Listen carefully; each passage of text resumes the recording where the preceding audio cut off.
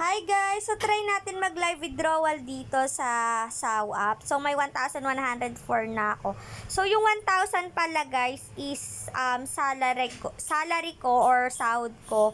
Kasi nga guys, nakapag-invite ako ng dalawa sa level A ko, tapos nakapag-invite yung isa kong invite sa level B ko. So may isa ako sa level B.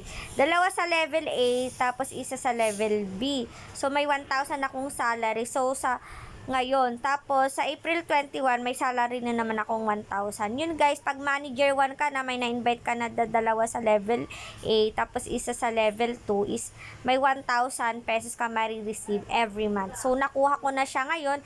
Then yun guys, itatry na nating i-withdraw itong ating balance na 1,104.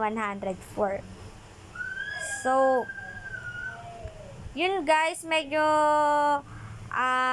okay, sobrang okay to. Ayan, kasi guys, tatlo na yung nag-top up sa akin ng 500. Sobrang okay tong SAW guys.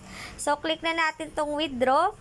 Then max, yan. So may 99 pesos na withdrawal tax. So kaya pala nagtagal na tong SAW is bumabawi sila sa withdrawal tax, may 10%. So, 1,100 per yung balance ko. Ang aking marireceive lang is 990 per sa GCash. So, 994. Then, ilalagay natin yung ating GCash number sa may taas ng GCash. Yan. Type natin.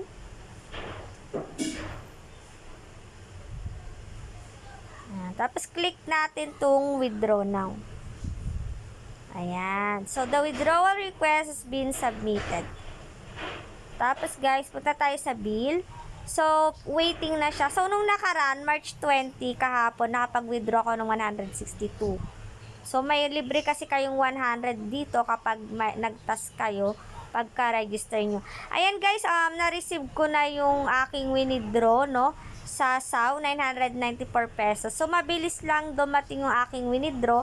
Tapos guys, may na-receive din akong 102 pesos. Yan naman ay galing sa Jump Mining. Then guys, kanina nakapag-withdraw din ako sa Fidelity. Mabilis lang din yung withdrawal ng 200 plus. Hindi ko na napakita sa inyo to kasi kaninang umaga ako nag-withdraw.